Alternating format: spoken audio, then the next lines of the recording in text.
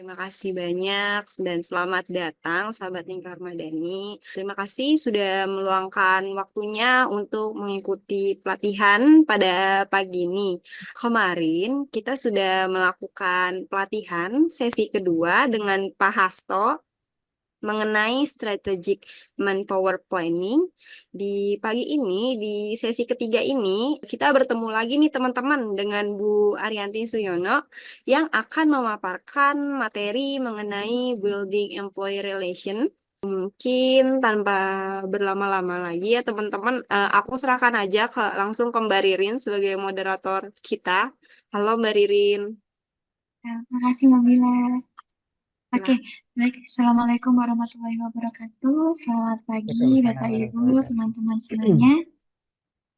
Pagi. Hari ini, hari ini kita bertemu kembali di webinar dengan judul Building Employee Relation dan pembicara kita hari ini adalah Bu Arianti atau Bu Ari.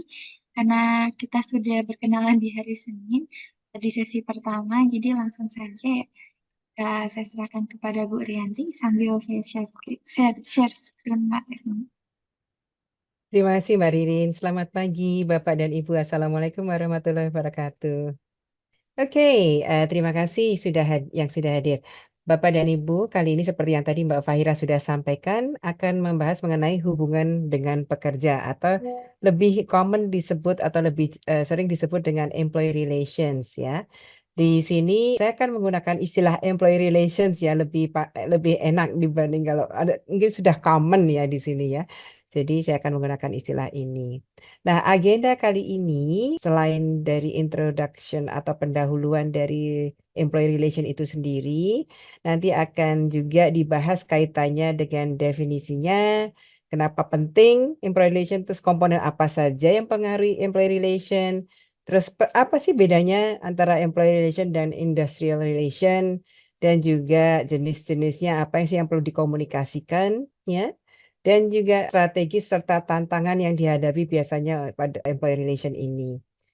Tak lupa pula nanti akan saya ambilkan salah satu topik mengenai kepuasan kerja. Ini adalah salah satu komponen utama di employee relation, serta gambaran secara selintas tentang formulir atau form yang bisa dipakai dalam pembuatan program-program di employee relation. Tak lupa yang terakhir adalah diskusi dan tanya jawab. Seperti biasa, saya selalu mulainya dengan pulse check. Saya ingin tahu Bapak dan Ibu ya. Yang pertama, kaitannya dengan apakah di organisasi Bapak dan Ibu sudah mempunyai atau memiliki namanya Employee Handbook atau buku panduan pekerja. Silahkan dituliskan di chat. Y itu berarti sudah, atau yes, no itu belum. Ya, N itu no. Singkat aja, Y atau N. Silakan teman-teman. Ini ada Kak Yanu dari Bentara Papua. Kata dia N, Bu. Oke. Yang lainnya boleh dijawab. Hmm. Ada dari Kamonika, N, Kak Mm-mm. Gunawan dari Naipa, belum atau N. Mm-mm. Jadi sepertinya rata-rata belum ya. Heeh. Ya, kalau PP bagaimana? Kan Employee Handbook tuh biasanya jika mana mungkin jumlahnya sangat kecil, jadi mereka menggunakan namanya disebut dengan Employee Handbook. Tapi kalau mungkin sudah di atas 15 atau 20 pekerja, itu seperti peraturan pemerintah itu ada namanya PP atau peraturan perusahaan. Well, anyway, kita di sini PP kan lebih detail ya. Kita tidak membahas itu. Karena kenapa saya bilang Employee Handbook? Karena part of the relation itu ada tertuang di situ, di Employee Handbook. Oke, kita lanjutkan. Pertanyaan yang berikutnya adalah, apakah Bapak dan Ibu pernah melakukan survei kaitannya dengan kepuasan kerja? Silahkan jawab yang serupa, Y atau N. Rata-rata belum ya. Oke, baik. Oke, nggak apa-apa. Nanti adalah menjadi salah satu program Bapak dan Ibu. Kita lanjutkan. Yang berikutnya, bagaimana Bapak dan Ibu menilai secara keseluruhan kaitannya dengan lingkungan kerja di tempat Bapak dan Ibu saat ini? Satu itu adalah kurang sekali, atau mungkin bisa dikatakan mungkin perlu perubahan di situ. Yang 10 itu sangat memuaskan, atau sudah stabil, sudah enak, sudah nyaman. Bagaimana teman-teman? Dari Oke, Kamonika, 4. terima kasih. Oke. 4/10. Oke. Kak Gunawan 6, Heeh. Mereka, Kayanu 4 juga. Mm-mm. Oke. Baik, kalau gitu nanti yang mungkin yang di bawah 6 itu yang mungkin kita harus bahas ya. Apa nanti kan di sana kan nanti ada komponen-komponen yang kaitannya apa sih yang bisa dilakukan atau dijadikan kegiatan sebagai employee relation. Jadi supaya yang jadi tadinya nilai dirinya atau di organisasinya masih di bawah 6 itu bisa menjadi di atas 6. Oke. Baik, kita lanjutkan. Kita masuk ke pendahuluan, yaitu apa pandangan Bapak dan Ibu kaitannya dengan tugas dan fungsinya di employee relation. Mungkin bingung apa sih kegiatannya atau kerjaannya kan gitu ya. Ini berikutnya ini saya gambarkan sebuah ilustrasi di slide berikutnya. Dan employee relation itu yang pertama itu adalah untuk meningkatkan motivasi kerja, ya. Kemudian menjalin hubungan baik dan banyak lagi nanti supaya tidak terjadi kesalahpahaman ataupun ada gunjingan atau desas-desus ataupun ancaman, ya. Kan kadang-kadang kalau kita adanya ketidakjelasan di dalam organisasi membuat suatu yang tempat kerja yang tidak nyaman. Nah, itu yang mungkin perlu diperhatikan apalagi tadi yang ada beberapa yang menilai di bawah 6 itu kemungkinan salah satunya adalah ketidaknyamanan itu apa yang terjadi di situ. Oke. Kita lanjut kepada apa sih artinya dari employee relation itu. Definisinya adalah,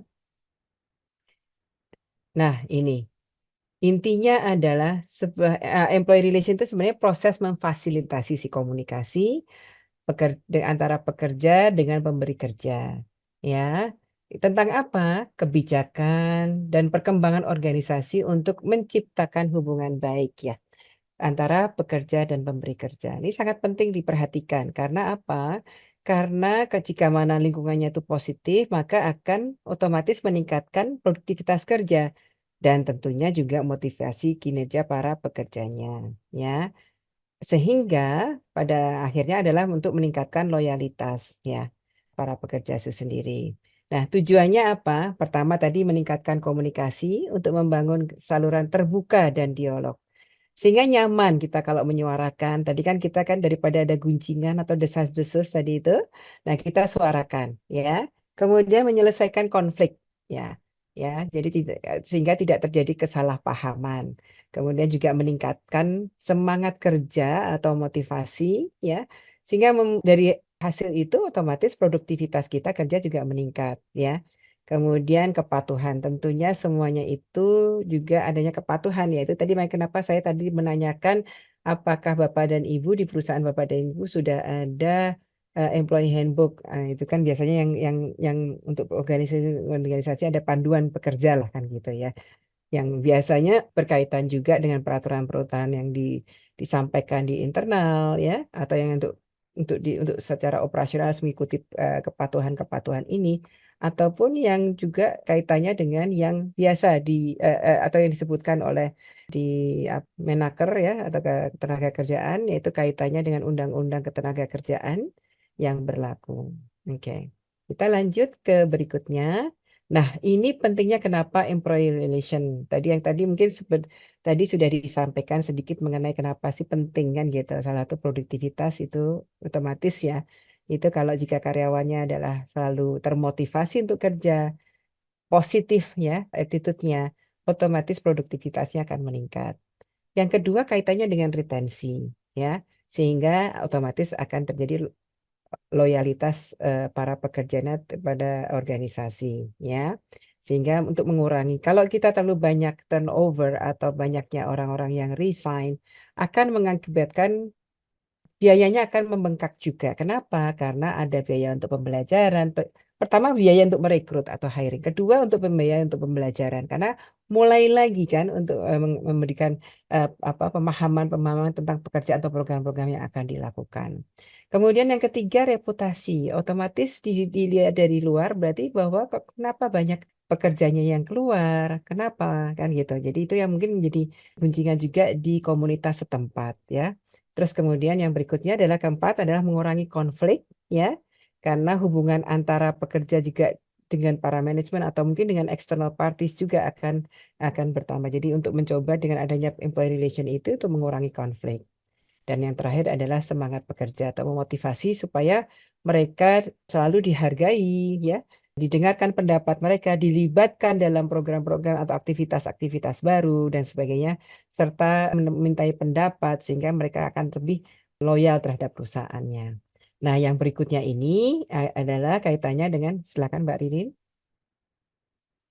yaitu komponennya, komponen employee relation. Tadi kan kita sudah sampaikan ya beberapa, salah satunya adalah komunikasi.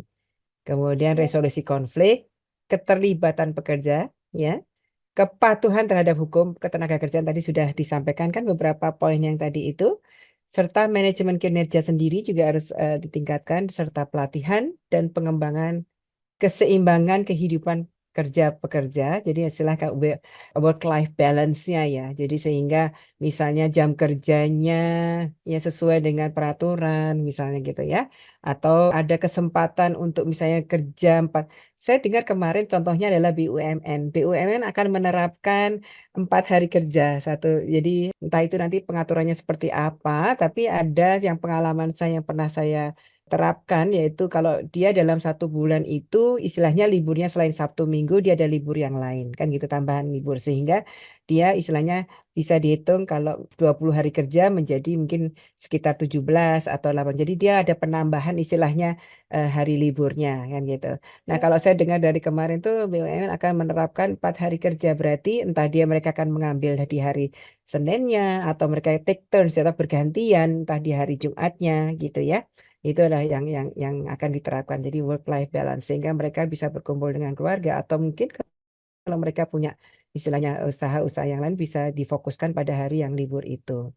Terus tentunya yang terakhir adalah kepuasan kerja pekerja. Oke. Kepuasan kerja pekerja ini nanti akan saya fokuskan di sini karena nanti ada contoh-contohnya apa sih metodenya untuk mengetahui kepuasan pekerja selain dilakukan adanya survei tadi. Tadi sempat disinggung antara employee relation sama industry relation. Bedanya apa? Nah, employee relation itu adalah antara hubungan pemberi kerja dan pekerja. Jadi di situ ya. Jadi atau kita sebutnya perusahaan. Tapi kalau industrial relation itu lebih luas lagi. Yaitu kaitannya dengan serikat pekerja jika ada. Ya, biasanya kalau perusahaan itu kalau dalam jumlah banyak besar itu ada namanya serikat pekerja. Kemudian dengan pemerintah, hubungan mereka dengan pemerintah, dengan masyarakat setempat atau masyarakat yang lebih luas, dengan para customer atau para yang berhubungan kaitannya dengan entah mereka dengan pelayan-pelayan khusus ya, termasuk juga dengan vendor atau supplier terhadap perusahaan, oke, atau organisasi. Nah, saya pause dulu sebentar sebelum kita lanjutkan. Itu ada pertanyaan ya Mbak Fahira ya, atau Mbak Ririn? Iya, Bu. Mm-mm. Dari Pak Yano. Mm-mm. Pertanyaannya, bagaimana cara mengatasi perbedaan persepsi yang kemudian pengaruh dalam kebijakan dan kepatuhan jika dalam organisasi adalah orang-orang yang selevel atau seumuran pemuda? Pertanyaannya pada slide pentingnya employee. Pada apa, maaf? Pertanyaannya pada slide pentingnya employee. Nah, di sini ya, perbedaan kaitannya dengan kebijakan ya, Pak. Biasanya jika mana ada kebijakan baru yang diturunkan kepada yang akan diterapkan di perusahaan, ada yang namanya sesi namanya sosialisasi. Jadi sebelum diterapkan itu ada namanya sosialisasi. Di sosialisasi itu kita akan sampaikan bahwa akan diterapkan kebijakan seperti ini, kan begitu.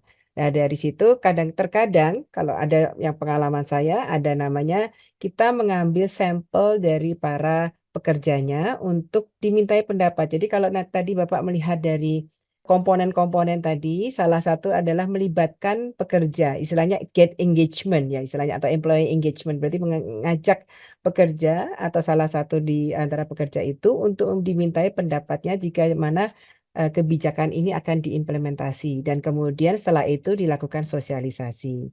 Dan pada saat sosialisasi itu biasanya ada input ataupun ada yang mungkin kurang suka atau feedback-feedback lain yang sifatnya positif maupun yang negatif. Dan jika mana itu yang sifatnya negatif, jika mana itu bisa tidak apa istilahnya bisa diterima oleh pihak pemberi kerja atau organisasi, Jadi itu dipertimbangkan kemudian untuk istilahnya di smoothen atau dikelola kebijakan itu diperbaiki.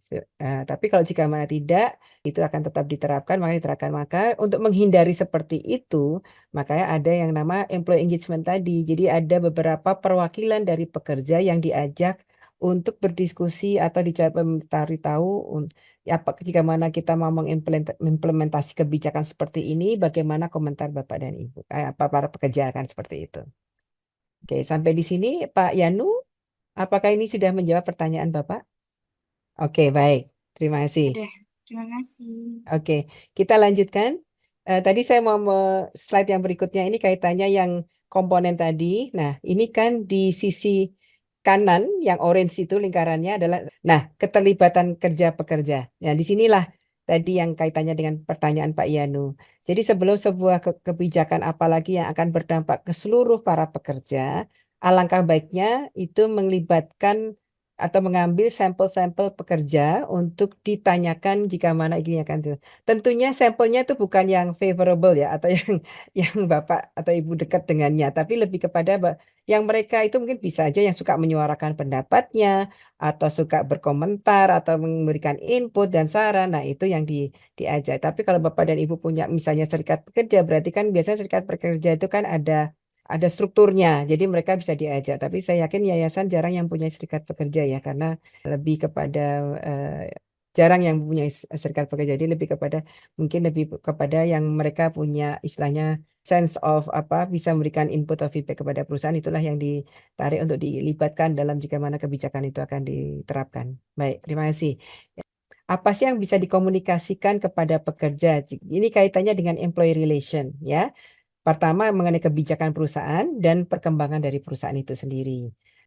Nah, jika mana kaitannya dengan apa yang terjadi di pemerintahan ataupun masyarakat atau dengan lingkungan atau komunitas setempat, nah ini juga perlu dikomunikasikan. Misalnya contohnya, pemerintah telah mengeluarkan kebijakan ataukah peraturan baru atau undang-undang baru, sehingga hal ini perlu dikomunikasikan, apalagi yang berdampak kepada para pekerja. Ini perlu dikomunikasikan secara jelas kepada mereka. Contohnya misalnya Undang-Undang Cipta Kerja. Kan banyak yang berkomentar tuh masyarakat apa para pekerjanya, ada yang setuju, ada yang setuju, tidak setuju dan sebagainya. Karena apa? Karena adanya ketidakjelasan atau kurangnya sosialisasi sebelumnya, sehingga membuat para pekerja juga adanya kebingungan atau sehingga timbullah desas-desus. Nah, apa kaitannya dengan masyarakat atau komunitas setempat? Misalnya adanya perubahan atau peraturan di wilayah setempat atau kebijakan lokal atau setempat atau komunitas ya. Nah, ini juga perlu dikomunikasikan apalagi jika mana kita mempunyai Bapak dan Ibu mempunyai program di wilayah tersebut, itu perlu dikomunikasikan dengan jelas. Misalnya ada pergantian gubernur atau bupati setempat yang mengakibatkan peraturan-peraturan tersebut berubah. Nah, demikian pula yang perlu dikomunikasikan jika mana ada customer atau nasabah kita yang hadir atau datang ke wilayah tersebut. Sehingga yang berdampak di mana program kita atau masyarakat setempat harus istilahnya apa namanya welcome mereka atau menyambut dengan baik mereka. Misalnya ada menteri atau mungkin ada bahkan presiden pun datang mengunjungi wilayah tersebut dan yang akan berkaitan dengan program kita atau bahkan tidak berkaitan tapi berdampak kepada komunitas yang sedang Bapak dan Ibu apa kerjakan kan seperti itu. Jadi hal-hal seperti ini harus segera dikomunikasikan. Nah, itu peranan dari employee relations. Nah, ini adalah strategi gimana employee relation itu bisa bekerja dengan efektif ya. Yang pertama adalah kaitannya dengan umpan balik dan survei berkala. Nah, umpan balik atau survei berkala itu tidak perlu menggunakan kuesioner.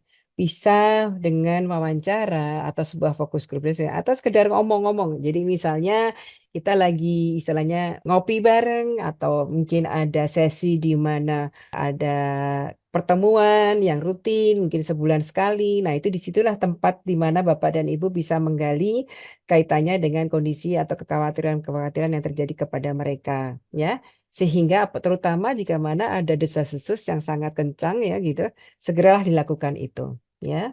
Kemudian yang kedua kaitannya dengan pengakuan dan penghargaan, ya, recognition dan reward. Ya, jadi jika mana Bapak dan Ibu mempunyai employee yang sangat berhasil atau dengan programnya atau berhasil dengan programnya, itu selalu dikasih pujian. Dan itu alangkah baiknya jika mana itu kayak diumumkan suatu kayak memorandum yang disampaikan kepada semua karyawan atau pekerja di organisasi Bapak, sehingga memberikan penghargaan kepada orang tersebut atau pekerja tersebut, sehingga istilahnya bahwa perusahaan ini merespek atau memberikan penghargaan bahwa benar-benar kalau saya berhasil mendapatkan ini.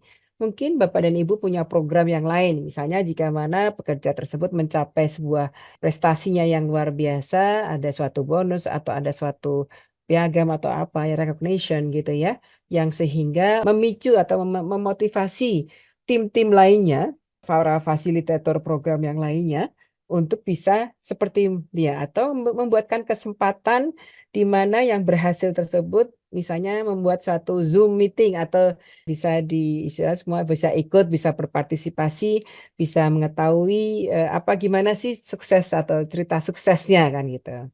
Oke, yang ketiga kaitannya dengan kebijakan yang transparan.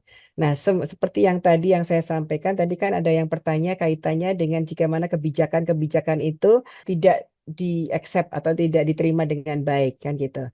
Nah, makanya dengan sendirinya adanya kebijakan yang transparan ini perlu sekali disampaikan sebelum kebijakan itu dilakukan atau dimulai atau diterapkan kan seperti itu. Jadi harusnya ada suatu sosialisasi ini ataupun sebelumnya bahkan mengajak beberapa dari pekerja untuk memberikan input atau feedback terhadap kebijakan yang akan diterapkan.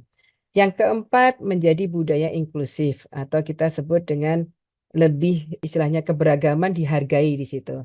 Jadi kita tidak menutup kemungkinan bahwa tidak hanya tidak meng-hire lokal atau memberikan orang dari luar, atau jika mana fasilitator itu datangnya dari luar untuk menjalankan program itu, misalnya seperti Bapak tadi ada yang dari Papua gitu datang ke sana. Nah, tapi juga tidak diberikan kesempatan juga untuk penduduk lokal untuk menjadi fasilitator, entah jadi asistennya atau apa, sehingga membuat apa keberagaman ya. Jadi kita menghargai mereka juga kan gitu. Yang kelima mengenai pengembangan profesional, yaitu tidak menutup kemungkinan para pekerja ini diberi kesempatan untuk belajar. Terus juga memberikan kesempatan juga gimana jalur karirnya. Nah, saya mengerti sekali karena yayasan itu tidak semuanya akan ada namanya jalur karir. Tapi gimana caranya supaya mereka istilahnya tetap loyal terhadap program ini. Nah, itu adalah program pengembangan program tersebut yang akan mencari jalannya dan bekerja sama dengan HR untuk bagaimana cara supaya mereka tetap loyal sampai selesai programnya itu kan gitu. Atau diberikan kesempatan menjadi senior facilitator untuk program yang lebih istilahnya lebih sulit gitu ya atau lebih menantang begitu ya. Jadi supaya mereka itu tahu bahwa kalau saya sudah berhasil di sini, saya ada kesempatan untuk memimpin di wilayah yang berbeda kan begitu. Kemudian yang berikutnya yang terakhir adalah kepemimpinan yang efektif. Tentunya para manajer atau program leader, ya toh, para pemimpin yang ada di organisasi tersebut, mereka harus bisa tidak hanya sekedar ngelola programnya, tapi mereka juga harus bisa juga memberikan istilahnya keterampilan dalam berkomunikasi antara leader sebagai leader dengan kepada membersnya ya kan, dengan terus bagaimana berempati dan meresolve atau konflik-konflik yang terjadi. Nah, itu gimana? Berarti ada pengembangan kepemimpinan seperti itu atau pelatihan seperti itu ya. Dan juga jika mana itu dari pihak employee relation, makanya dengan sendirinya akan membuatkan suatu guidance atau guidelines ya untuk para leaders ini bisa mengelola para timnya kan gitu seperti itu. Sampai di sini karena ini agak sedikit banyak ya dan penjelasannya. Mungkin ada pertanyaan sebelum saya lanjutkan? Belum ada. Oke, kita lanjut ke slide berikutnya, yaitu kaitannya dengan tantangan. Kita tadi sudah mencoba memberikan yang bagaimana kita bisa menjadi employee relation yang strategis ya, yang efektif ya. Nah, sekarang tantangannya apa sih yang dihadapi dalam employee relation ini? Yang pertama adalah tenaga kerja yang beragam ya. Apa itu tenaga kerja yang beragam? Tentunya dalam mengelola pekerja itu kan aneka ragam, apalagi kalau kita bukan berasal dari daerah setempat ya. Pasti banyaklah tantangan itu, entah budayanya, entah caranya mereka menjalankan kegiatan-kegiatan tersebut, ya kan? Bahkan mungkin harapan ataupun kebutuhan mereka juga beragam, kan gitu. Kalau tidak salah pada sesi di organisasi desain atau membuat merancang struktur organisasi, ada Bapak dari mana, Papua atau dari mana yang kaitannya atau dari Sulawesi yang di mana struktur organisasi yang sesuai dengan ADART itu tidak selalu sama dengan struktur organisasi yang dibangun untuk kaitannya dengan program, pasti itu ya kan akan beda pastinya. Dan tentunya yang di program terutama itu kan kadang-kadang mereka sudah menerapkan programnya apa, tapi karena daerah tersebut ada kebijakan lainnya sehingga akan merubah program yang dimaksud. Nah, inilah yang namanya disebut dengan keanekaragamannya. Itu tantangan, suatu tantangan. Jadi tentunya sebelum kita menerapkan program pastinya akan melihat apa sih macam-macam yang dihadapi yang oleh mereka, kan begitu. Nah, yang kedua adalah pekerjaan jarak jauh. Nah, sebagai program director yang bertempat misalnya contohnya di kota Denpasar misalnya ya, sementara tim kita sebagai para fasilitator yang mengerjakan mungkin ada yang di wilayah Lampung atau mungkin di wilayah Sulawesi atau di Makassar, di wilayah terpencil di daerah Sulawesi atau bahkan ada yang terpencil juga di Irian kan seperti itu. Sehingga itu adalah suatu tantangan juga gimana cara komunikasi kepada mereka apalagi yang beda wilayah jam ya kadang-kadang itu juga berpengaruh sekali. WIB sama WIT kan gitu. Timur kan berarti selisihnya adalah 2 jam. Gimana kita bisa berkomunikasi dengan menjalin komunikasi dengan baik dengan dalam lingkungan yang jarak jauh. Terus yang ketiga kaitannya dengan pelecehan di tempat kerja. Ini secara tidak langsung mungkin budaya merasa bahwa itu bukan hal yang merupakan pelecehan, tapi untuk budaya tertentu itu adalah sebuah pelecehan, terutama dalam mungkin sebuah kata. Arti kata bisa menyebabkan menyinggung budaya tersebut atau pun juga membuat rasanya kok saya dilecehkan dengan kata tersebut. Leceh itu bukan selalu halus seksual ya. Tapi leceh itu bisa macam-macam termasuk pelecehan terhadap suku budayanya kita masing-masing ya. Termasuk juga kaitannya diskriminasi. Misal contohnya kalau kamu orang Jawa begini kan gitu ya. Beda dengan kita yang mungkin bahasanya yang ini kan gitu. Itu sebagai contoh. Kemudian yang keempat adalah perubahan teknologi. Nah, terkadang ini sebuah tantangan juga. Contohnya adalah jika mana mungkin Bapak dan Ibu mungkin dahulu bisa lebih senang kalau kita berhadapan, ya kan? Tapi dengan adanya kemajuan teknologi yang dimana kita seperti sekarang ini kita bisa melakukan sebuah training ataupun webinar melalui online kan gitu ya. Sehingga kalau kita mau bertanya langsung mungkin aduh sungkan atau dan sebagainya ya. Nah, itu seperti gitu. Jadi kadang-kadang atau yang mungkin masih gaptek, gimana sih caranya? Seperti kemarin saya juga agak sedikit gaptek. Oke, anyway, itu salah satu contoh tantangannya kan gitu. Nah, ini tugas employee relation ini bagaimana kita memastikan bahwa para pekerja tahu, paham caranya menggunakan teknologi-teknologi yang mutakhir ya, sehingga harus adanya sosialisasi terlebih dahulu. Yang kelima kaitannya dengan tekanan ekonomi ini juga suatu tantangan juga. Apalagi kalau jika mana programnya dihentikan. Nah itu pasti sesuatu yang membuat kadang-kadang pekerja sangatlah tidak nyaman ya. Sangat tidak nyaman ya. Nah ini akan berdampak kepada nanti gimana kehidupan atau kelangsungan dalam kehidupan kelanjutannya. Karena dengan adanya misalnya biayanya harus dihemat dan sebagainya. Oke. Nah, ini tadi salah satu komponen adalah mengenai kepuasan kerja. Kita stop di sini dulu. Nah, kepuasan kerja itu macam-macam, ya. Nah, kaitannya. Yang pertama, ini ada 5 nanti faktor yang akan saya sampaikan di sini indikatornya. Satu, kepuasan terhadap pekerjaannya sendiri. Ini kenapa penting dan yang mereka rasakan adalah penting dan bermanfaat bagi dirinya. Yang artinya adalah bahwa ini saya perlu kerjaan ini dan ini sangat bermanfaat juga hasilnya kan begitu. Yang berikutnya adalah kepuasan terhadap pemberian gaji. Nah, terkadang kebijakan atau administrasi penggajian ini membuat kita annoying ya, atau membuat kita mengganggu kita. Misalnya kita terbiasa mendapat gaji setiap tanggal 25, ya. Tapi atau mungkin disampaikannya seperti itu. Setiap tanggal 25 jika mana 25 itu adalah jatuh pada hari libur, berarti ada dapat sebelumnya atau setelahnya kan begitu. Nah, ini kalau misalnya terjadi ketidaktepatan pemberian gaji, otomatis ini akan menjadikan suatu ketidakpuasan juga kan gitu ya, mempengaruhi itu ya. Termasuk juga dengan tunjangan dan kenaikan. Kalau tidak disampaikan dari awal, ini setiap tahun naik atau kenaikan hanya sesuai berdasarkan dari program. Jadi kalau jika mana program berhasil, maka ada suatu peningkatan dan sebagainya. Ya. Oke, yang berikutnya kepuasan terhadap promosi. Nah, ini kembali lagi. Nah, saya tidak tahu gimana, apakah semua yayasan memiliki jenjang karir, ya. Saya tidak, mungkin ada yang sudah ada yang mungkin belum ada, ya.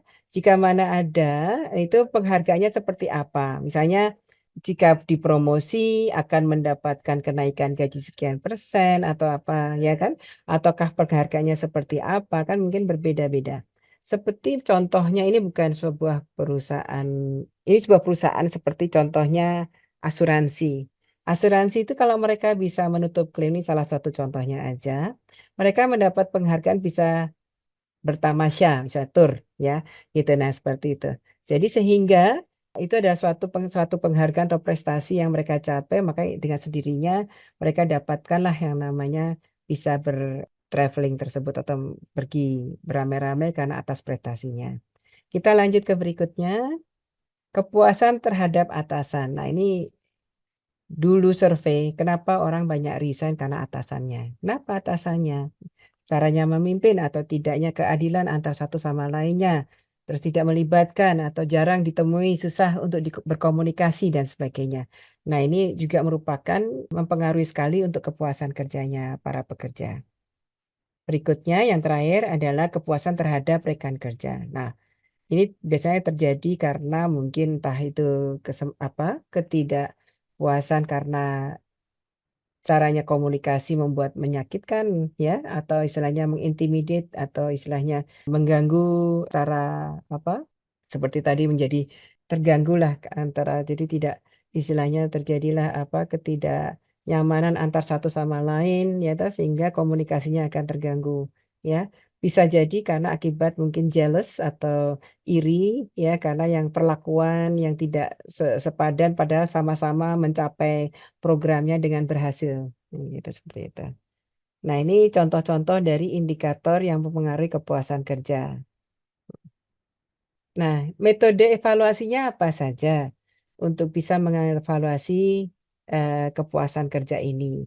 Satu, kaitannya dengan skala penilaian. Ini saya tidak akan membahas secara detail apa yang disebut dengan MSQ atau Minnesota Satisfaction Questionnaire.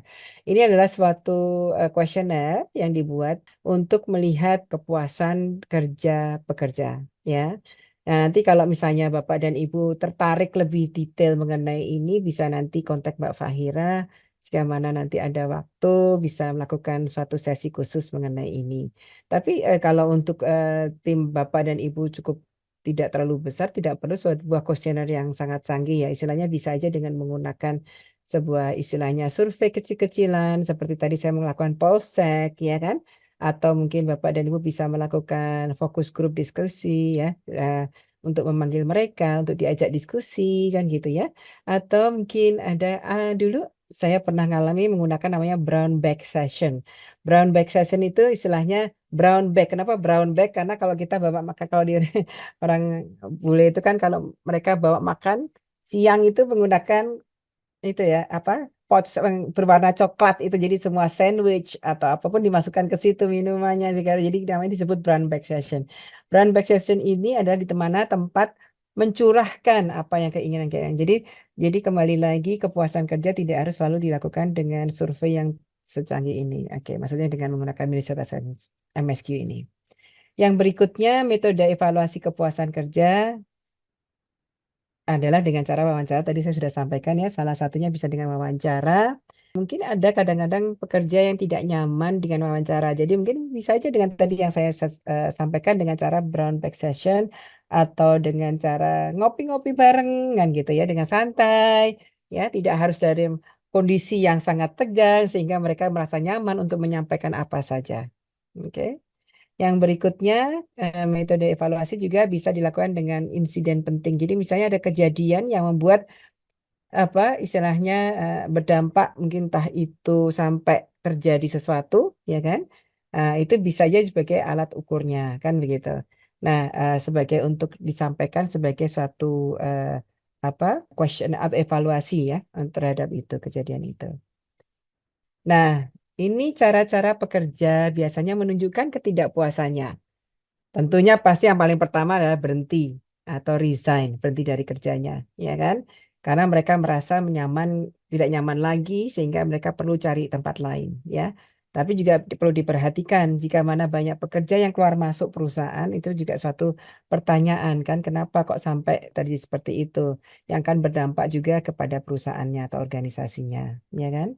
Kemudian menyuarakan pendapatnya. Nah, ini kenapa employee relation tidak ada membuka diri. Jadi kalau atau kita sebut dengan hotline ya, di mana pekerja bisa menyampaikan kekhawatiran-kekhawatiran atau mungkin ada masalah yang mereka hadapi atau mungkin kritik dan saran kepada siapa. Nah, itu bisa disampaikan kepada seorang employee relation ini tadi.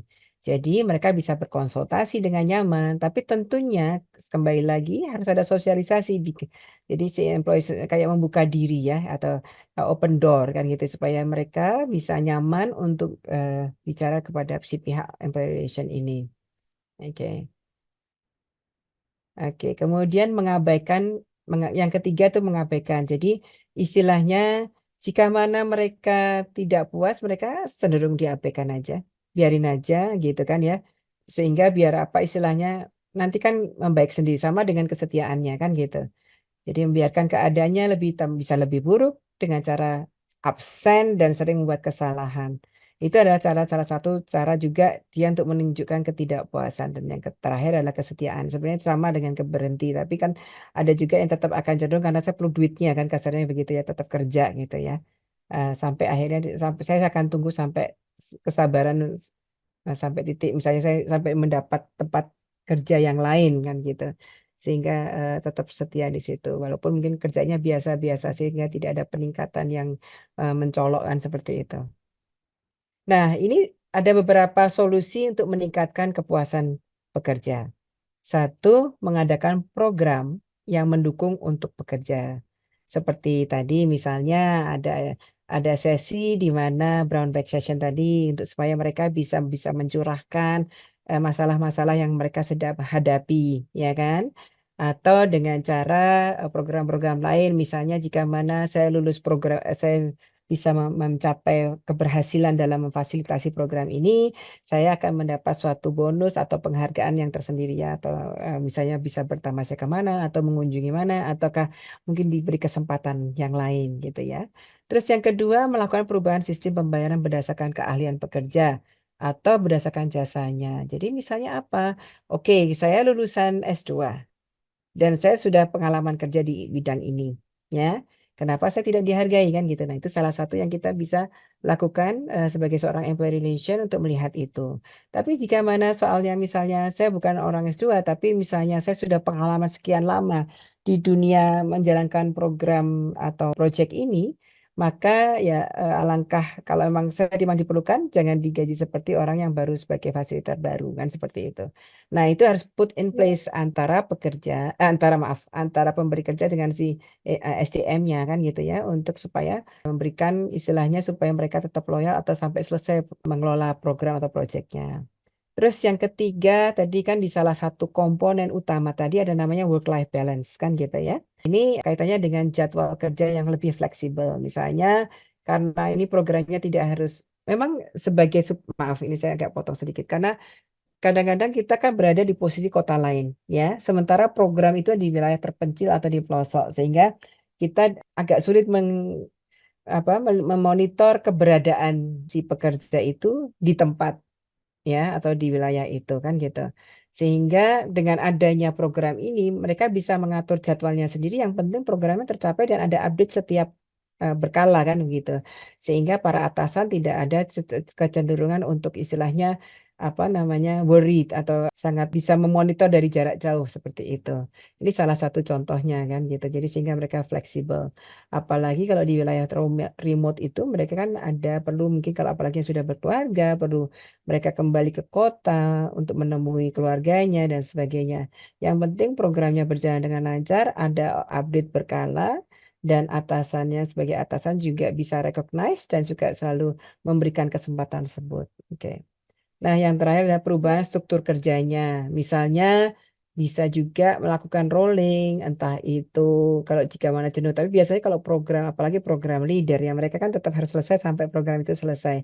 Nah, rolling ini maksudnya adalah jika mana dia ada program lain di tempat yang lain dan dia berhasil akan program itu bisa diterapkan juga atau sebagai istilahnya sharing atau kita sebut dengan studi banding, ya kan? Itu dia melakukan itu. Itu salah satu untuk cara untuk meningkatkan juga kepuasan kerja.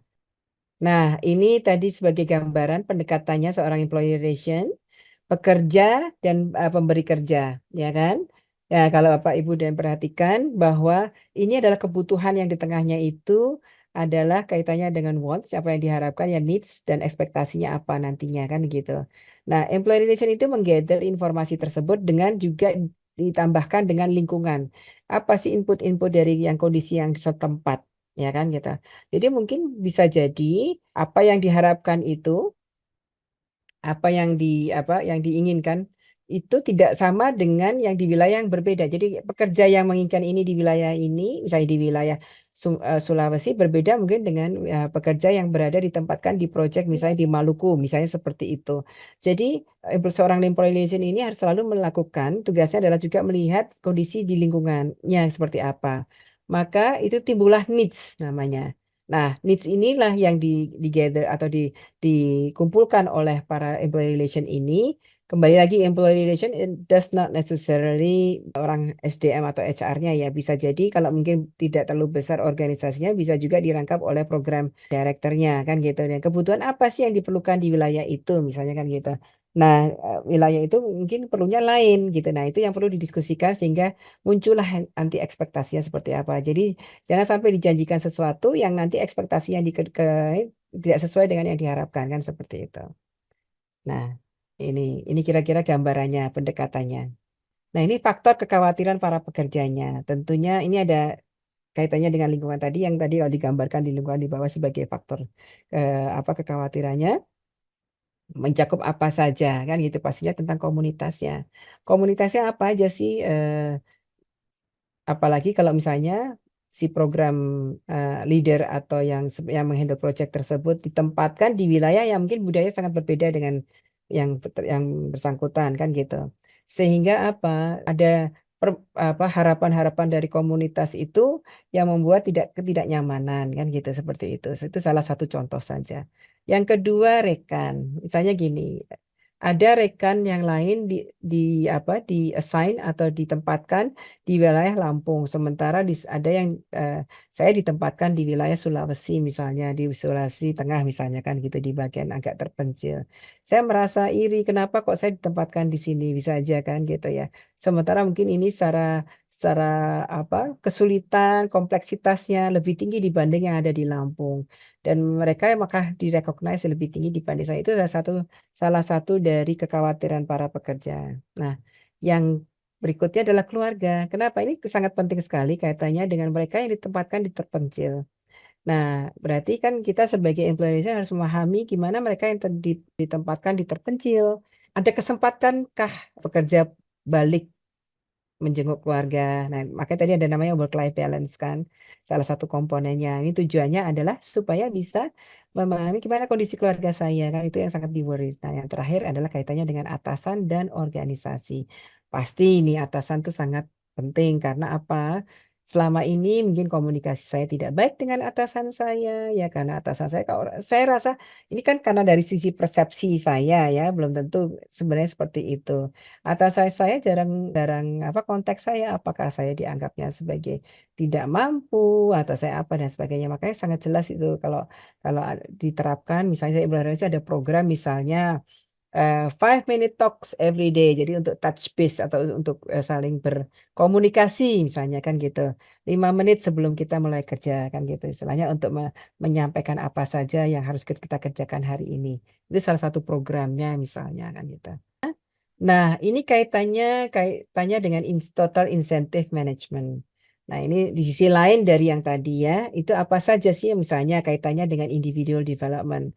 Pastinya dari sisi organisasi itu suatu investment ya, kalau saya harus melakukan pengembangan terhadap pekerja ini berarti itu suatu investment yang akan berdampak kepada pasti penilaian mereka dan apa akan diterapkan atau tidak ya, itu kaitannya dengan training and development juga dan performance management dan career development. Karir itu gimana karir progresnya kan gitu ya nantinya. Kalau mengenai kedepannya perusahaan organisasinya seperti apa misalnya, pastinya kan si perusahaan harus mempunyai visi dan misi serta nilainya kan gitu.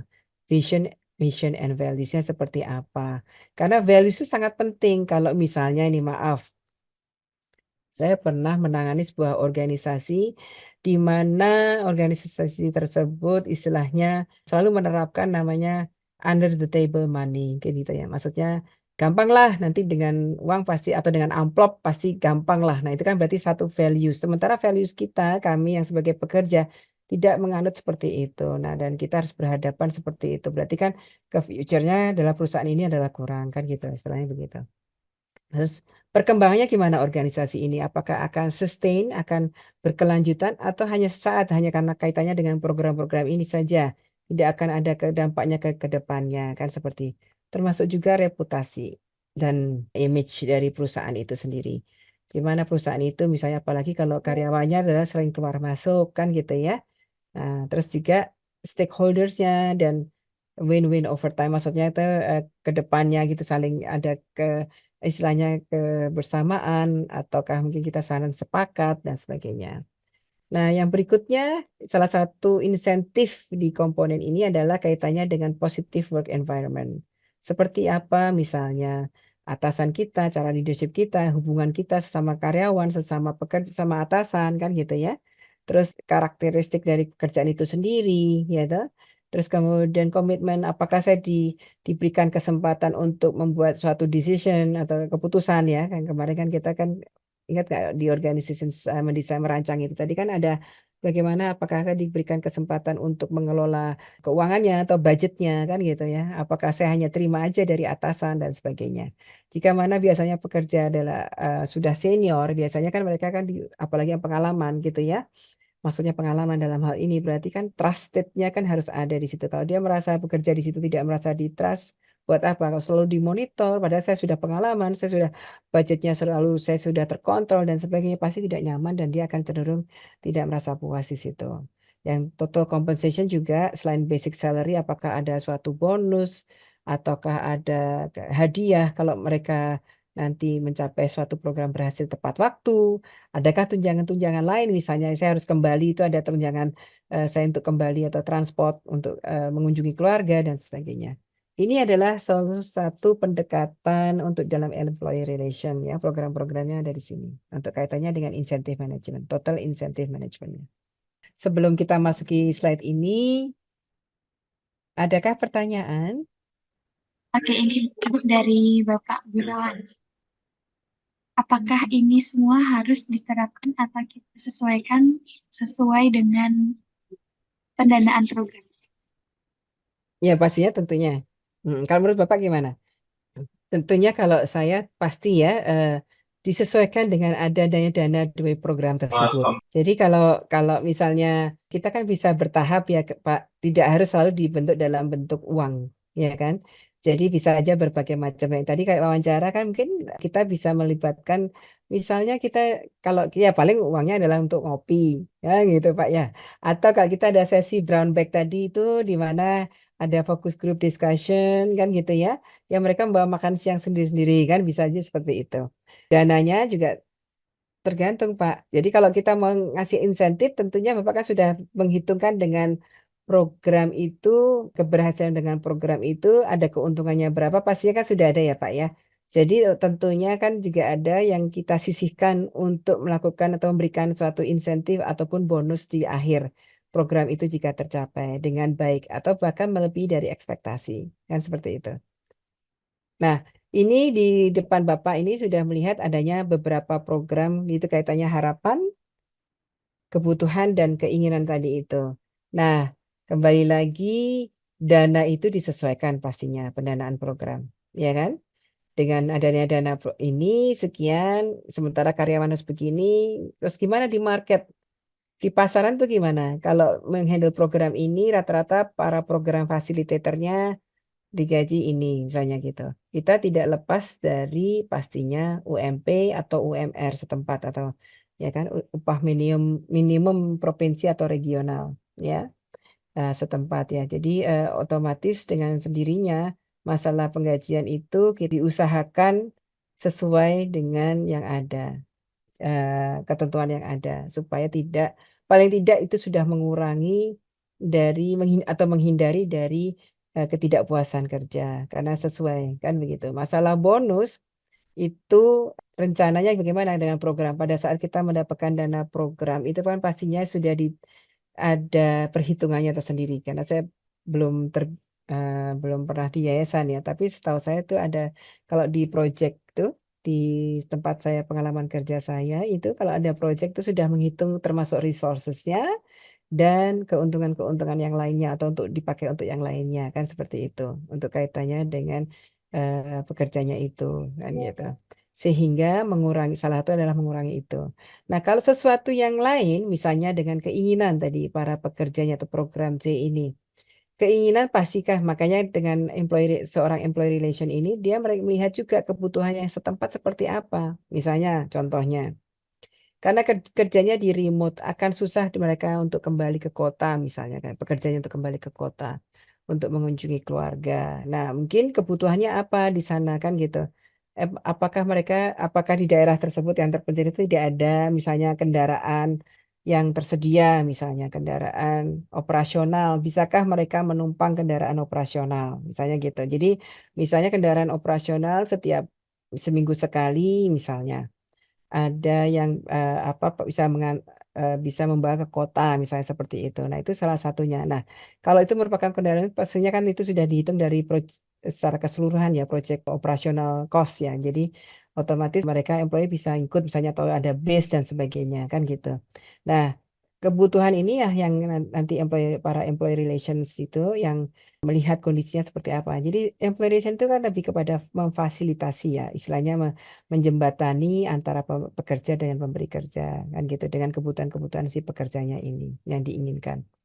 Nah, harapannya apa? Misalnya mungkin dalam waktu 1-2 tahun ini masih belum bisa memenuhinya, tapi nanti diharapkan misalnya di tahun ketiga atau tahun kelima setelah proyek ini pasti ada keuntungan tersendiri sehingga bisa memasukkannya. Mungkin itu Pak yang bisa saya bantu. Untuk cara membuat programnya itu lebih detail. Nanti kalau Bapak dan Ibu tertarik untuk lebih detail lagi pembuatan program-program kaitannya dengan employee relations, apalagi yang kaitannya dengan istilahnya bagaimana kita bisa cost efektif kan gitu ya. Nah, itu bisa nanti kontak Mbak Fahira itu untuk lebih kepada advance program. Halo Kak Gunawan. Iya, Ibu diterima. Makasih banyak Kak Gunawan. Sama-sama Pak Gunawan. Selamat siang Ibu, boleh bertanya? Oh, selamat siang Ibu Monica ya. Iya, Heeh. Silakan Ibu. Ibu. Di piramida ini ada 3 ya, harapan, kebutuhan, dan keinginan. Bolehkah perbedaan antara harapan dan keinginan? Karena saya selama ini mungkin ya harapan dengan keinginan itu cukup dekat. Nah, kalau dalam hal ini boleh Ibu lebih menjelaskan perbedaannya kira-kira apa? Baik, Bu. Jadi di sini sebenarnya menggambarkan kaitannya yang wants itu karyawan, pekerjanya, ya. Pekerjanya berkeinginan untuk naik gaji, misalnya gitu, gampangnya saja, ya. Sementara gaji mereka sudah di atas jauh dari UMR, bahkan sudah di atas rata-rata daripada para yayasan sekitarnya, maksudnya beda organisasi, ya. Ini adalah dari penelitian dari employee relation, seorang employee relation. Nah, employee relation ini di needs itu kebutuhan saat ini sebenarnya ada yang lebih penting lagi dibanding sekedar naik gaji. Misalnya perlunya transportasi misalnya karena kerjanya di remote misalnya kan begitu. Sehingga ada tambahannya kan gitu istilahnya gitu. Nah, harapan atau ekspektasinya yang seperti yang tadi saya sampaikan contohnya adalah jika mana program ini berhasil dan sebagainya, harapan di 2 tahun ke depannya ini, misalnya setiap tahun pasti akan naik gaji, tapi mungkin slightly tergantung dari kondisi dari ekonomi dan setempat kan gitu kan, market. Kemudian diharapkan ke depannya otomatis nanti mungkin transportasinya lebih sering untuk bisa mereka ke kota. Misalnya ini hanya satu dua contoh aja ya Bu ya. Terus sehingga harapan ke depannya ada lebih mudah untuk pekerja travel ke kota.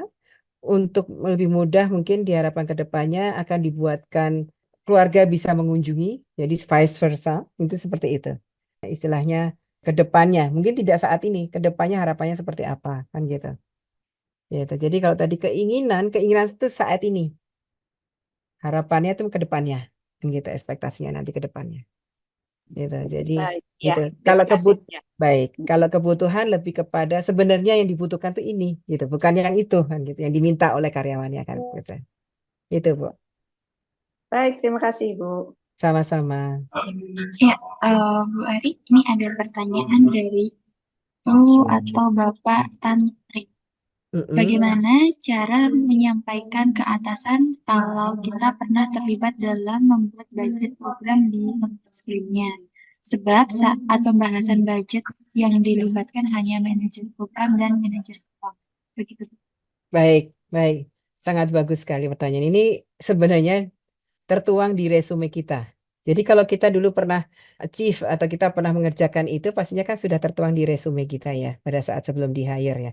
Tapi tidak apa-apa, tinggal disampaikan saja kepada atasan Bapak dan Ibu. Kan pastinya tentunya para manajer itu kan ada kesempatan untuk komunikasi atau perform, kan tadi sih ada salah satunya kan performance atau kinerja kan kita ada penilaian kinerja. Nah, pada saat itu kan kita sampaikan achievement yang sebelum yang pernah kita lakukan ataupun bahkan kerjaan-kerjaan apa yang sudah kita lakukan. Tidak ada salahnya langsung aja berkata. Tapi mungkin tentunya bukan menada kayak menggurui mereka, tapi lebih kepada Pak ini atau Bu, saya pernah melakukan ini dan ini impactnya seperti ini. Jadi kayak usulan atau saran kepada mereka. Nah, kalau Bapak dan Ibu misalnya atau pekerjanya merasa tidak nyaman kalau langsung ngomong sama manajernya kan ada tadi yang namanya employee relation person-nya tadi itu yang menyambungkan informasi seperti itu. Tapi dicoba dulu biasanya kan kalau namanya manajer kalau tidak ada ganjelan komunikasi antara manajer dengan si pekerja tersebut kan harusnya tidak ada masalah ya. Maksudnya bisa berkomunikasi langsung. Jadi pada saat kita mendapatkan budgetnya, pastinya kan kita sudah bisa berkomunikasi disampaikan bahwa ini biasanya seperti ini kan gitu. Gitu. Tidak ada salahnya disampaikan. Kecuali kalau ada masalah komunikasi. Apakah sudah? Sudah Ibu. Terima kasih dari Ibu Tantri. Oke. Ini adalah contoh-contoh tabel sih untuk pencatatan sih. Kegiatan program-program tadi. Jadi biasanya ini yang biasa dipakai.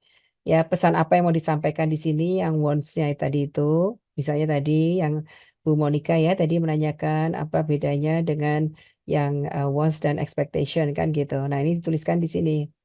Terus kemudian metode approach-nya seperti apa? Nah, ini kalau misalnya kita tidak punya dana untuk itu, berarti kan bisa dengan metode yang lain misalnya gitu. Alat caranya gimana? Tidak usah perlu pakai kuesioner yang mungkin simple aja, hanya sekedar interview aja atau kan gitu ya.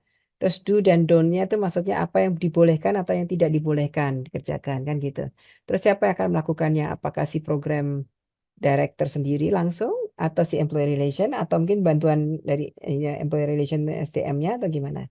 Nah, itu adalah PIC-nya kan gitu. Kemudian yang berikutnya, ini juga contoh lebih detailnya lagi tabelnya. Ini lebih kepada kan kita sudah ketemu programnya apa, ini lebih kepada pelaksanaannya. Kan gitu. Jadi ini hanya sekedar untuk istilahnya mencatat program-program pelaksanaan kaitannya dengan employee relation. Gitu. Ini hanya contoh saja.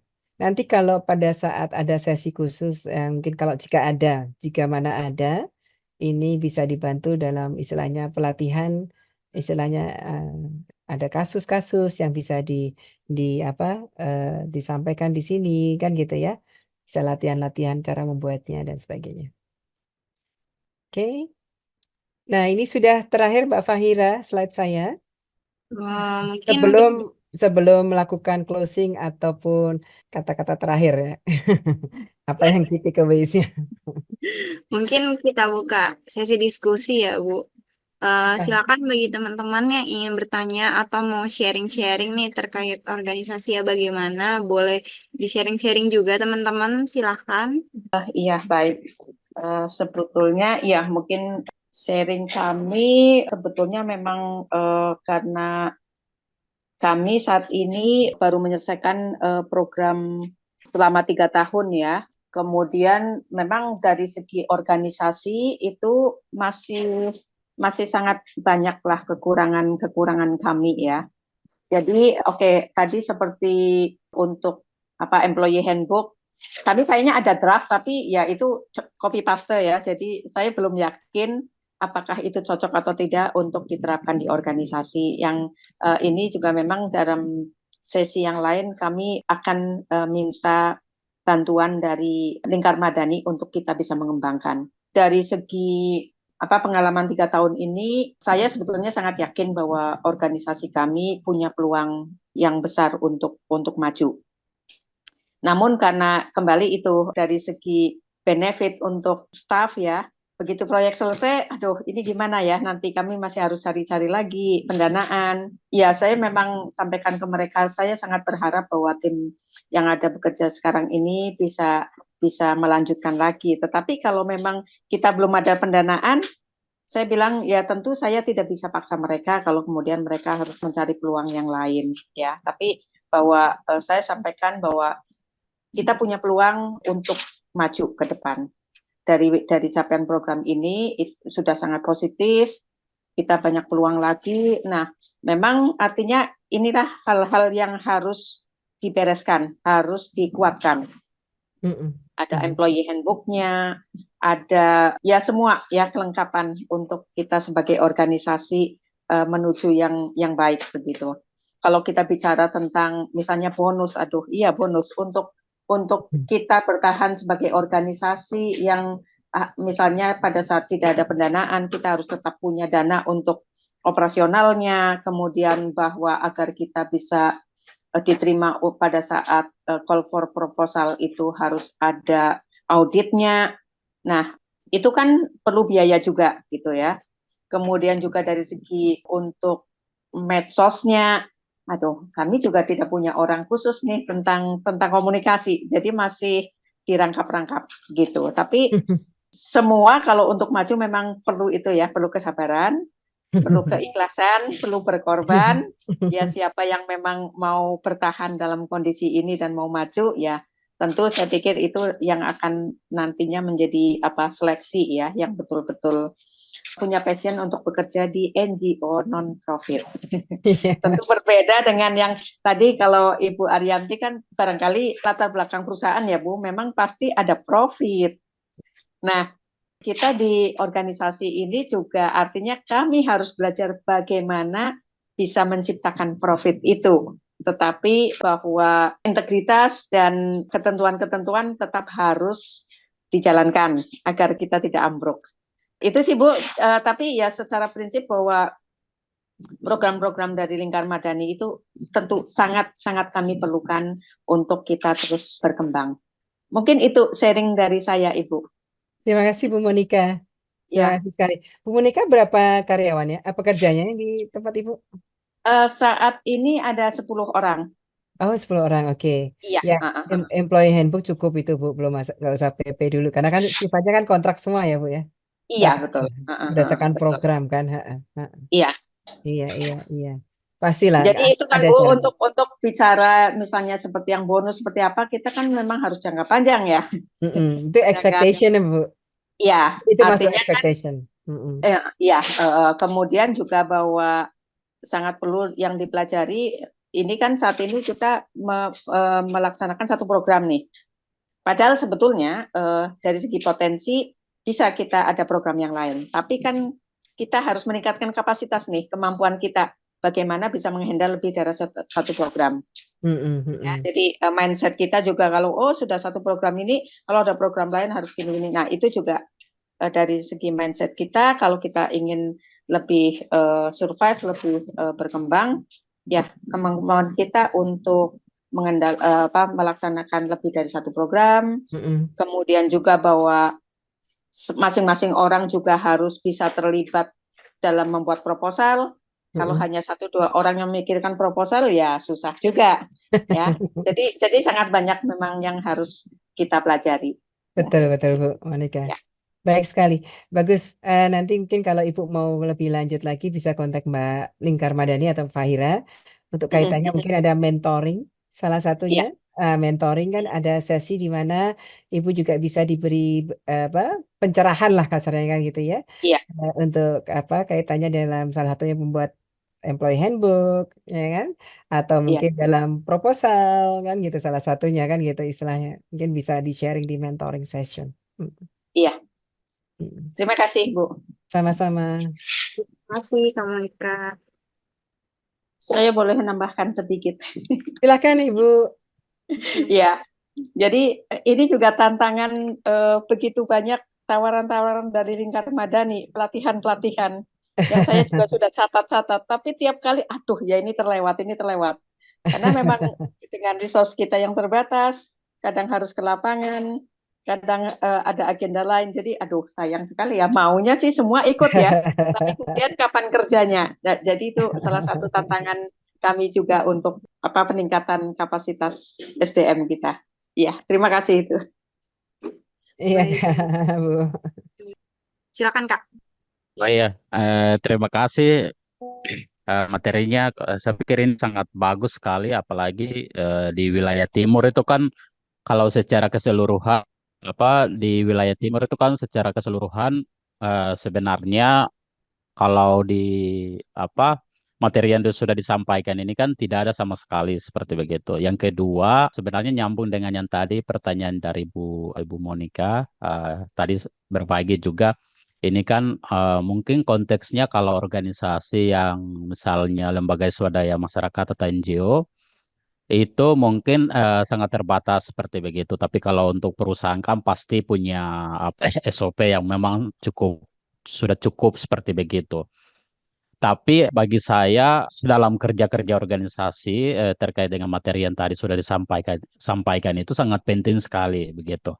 Karena orang yang kita akan rekrut atau orang yang kita akan ambil dalam kerja-kerja di organisasi tersebut itu memang betul-betul sesuai dengan kebutuhan seperti begitu. Supaya ada impact-nya seperti begitu untuk keberlanjutan daripada organisasi tersebut seperti itu. Cuma kadang dalam organisasi-organisasi misalnya NGO dan lain sebagainya itu tidak mempertimbangkan hal-hal itu. Dan juga tadi di slide pertanyaan yang sudah disampaikan oleh Ibu, itu memang itu tidak ada sama sekali buku panduan untuk tenaga kerja seperti itu. Biar supaya itu sebagai acuan yang ketika direkrut bisa dipertimbangkan seperti begitu. Jadi memang itu sebagai salah satu tantangan besar yang dihadapi oleh teman-teman NGO itu, terutama di tanah Papua gitu sih. Terima kasih Pak Yanu, sharingnya. Iya benar sih. Bu. Iya, Pak Yanu sekarang ada berapa pekerjanya di sana di yayasannya Bapak? Kita ada 14. Jadi Oke. ada program itu ada sekitaran 7, administrasi, admin keuangan itu ada 3, media ada 2 orang, dan pengelola atau koperasi 1 orang gitu sih. Oke. Dan itu semua program ada di wilayah Papua ya? Iya. Oke, ya berarti memang sana ya, dan mungkin terscatter ya di mana-mana ya, nggak hanya di satu kota ya Pak ya. Iya, betul. Jadi Iya. kadang memang program-program yang diinisiasi oleh teman-teman Lingkar Madani itu sangat sangat bagus sekali, dan juga itu sebenarnya kebutuhan-kebutuhan urgen yang diharapkan oleh teman-teman NGO juga, terutama peningkatan kapasitas staf itu sendiri seperti begitu untuk memahami dan juga ketika teman-teman itu berikan kepercayaan dalam suatu misalnya tanggung jawab seperti begitu, mereka punya bekal begitu ya, Hmm. bekal untuk bagaimana mengelola kepercayaan tersebut dan juga bisa memimpin seperti itu sih. Iya, iya, iya. Jadi sebenarnya memang employee handbook itu panduan ya istilahnya Pak ya. Panduan untuk para pekerja itu salah satu juga untuk Iya, kaitannya dengan kepuasan kerja juga. Jadi mungkin kaitannya tadi kalau Bu Monika kaitannya iya, bonus dana aja belum ada bonusnya kan gitu ya Pak ya. Mungkin dengan cara yang lain gitu ya Pak ya.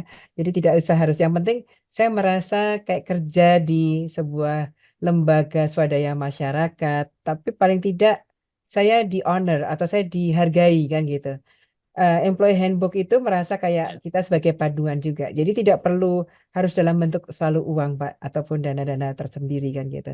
Bisa dengan menyelesaikan. Jadi Betul, betul, Bu. Ya. employee handbook itu istilahnya untuk menuangkan keinginan-keinginan juga untuk karya kerja. Jadi biar tahu kan yang dasar-dasar aja. Misalnya jam kerja, kemudian apakah kalau saya kerja di atas dari ini saya lembur, apakah fleksibel, flexi time ya, istilahnya jamnya fleksibel. Terus gimana caranya saya koordinasi. Jadi meeting saya gimana, pertemuan sama dengan atasan misalnya ada apakah penilaian kerja dan sebagainya. Dan itulah salah satu yang simple-simple tapi sangat sangat membantu untuk pekerja merasa nyaman sebenarnya kan gitu. Salah satunya itu. Betul ya, Bu. Biasanya Bintara itu misalnya hal-hal seperti begitu itu biasanya mekar gitu. Jadi menjaga kebersamaan, Ya, keluargaan, ya, pendekatan satu mm-mm. sama lain seperti begitu sih Ya, biasanya. Untuk itu memberikan apresiasi seperti itu sih. betul betul sekali. Dan itu tertuang di employee handbook. Jadi biar mereka juga kan nyaman gitu ya istilahnya gitu. Nah, itu mungkin bisa kontak Mbak Fahira mengenai bagaimana cara membuat employee handbook. Ya, Mbak Fahira. Terima kasih sharingnya Pak Yanu. Kayak Terima oh iya, kasih. teman-teman, aku izin dulu ya untuk memfoto teman-teman. Jadi sebenarnya selalu sih disampaikan ya bahwa employee relation ini sangat penting dan bisa lebih efektif ya jika ada. Maksudnya kaitannya ada tuh dimulai dari yang kecil aja. Misalnya komunikasi, karena komunikasi itu adalah berperan sangat penting.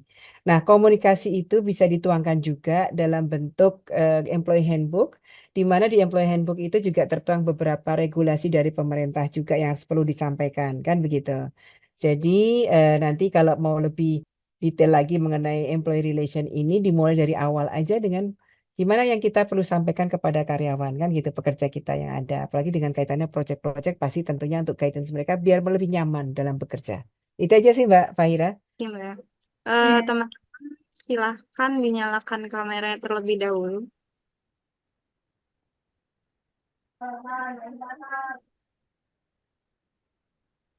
Oke, aku mulai ya.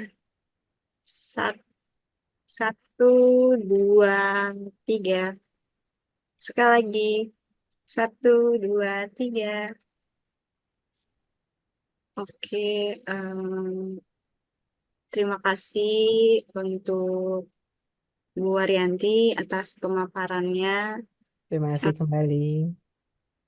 Terima kasih banyak kepada teman-teman yang telah mengikuti sesi pelatihan Cohort Building Employee Relation pada hari ini. Kalau begitu, aku tutup sesi kita kali ini.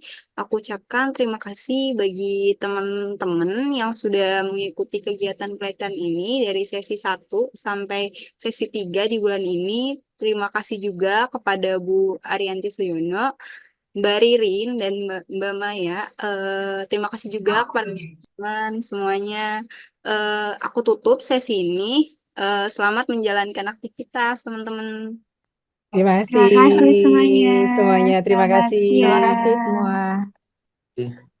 Sampai ketemu.